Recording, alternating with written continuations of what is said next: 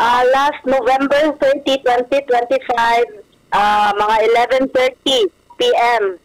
sa gabi o kagahapon, natay multiple stabbing incidents na nahitabo sa South Poblacion, Maramag, Bukidnon.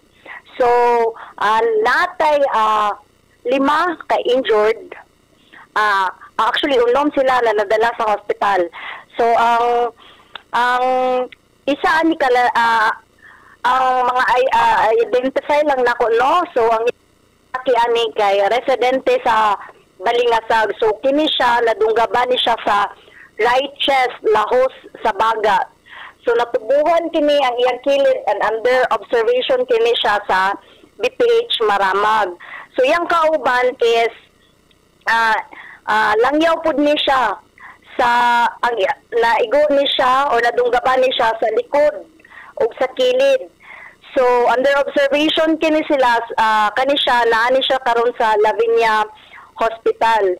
So ang pikas pud na grupo or kaning kauban nila ang pikas nila nga grupo nga taga camp base ra pod. So kaning isa is magsuon ni silang duha. Ang ikatulo na to na injured person is taga base camp. Naigo kini siya sa ulo ug sa kamot. So stable ni siya and under observation gyapon ni sa BPH Maramag.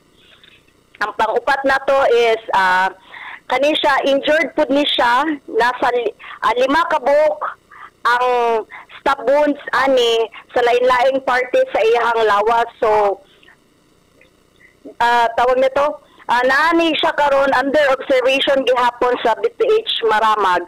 Ang isa na to is pag-umangko na ni minor ni siya ba ang iyang alleged is gisumbag pud siya motong gidala gihapon siya sa BPH Maramag but outpatient ra ni siya. So ang nahitabo ani is nag-inom kini katong mga langyaw kay fiesta man dito sa Maramag sa Migumi Sari-Sari Store, Purok 1, South Poblacion, Maramag, Bukidnon. So pag-imbestigaan ni kaning ikaduhang grupo or kaning mag-igsuon mag-uli na tana ni sa ilaha kay taga dito ra man ni dool ra man ni ilahang balay aning Migumi Sari-Sari Store.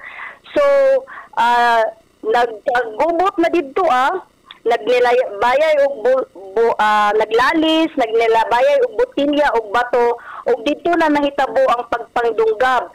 So nay isa kalalaki nga nagasuot og black shirt accordingly og gidunggab kaning isa ka igsuon nga injured. Morning naka-obtain kini siya og 5 ka stab wounds sa lain-laing parts sa iyang body. So approximately pod sa pagpadayon na tong investigasyon, approximately 25 meters from the crime scene, naabda na to ning isa ka lalaki nga nagsuot og black shirt, brown short with kani nagkadugo ni siya. O dito na to na confiscate ang duha ka approximately nga tawag nito knife nga 5 inches ang length.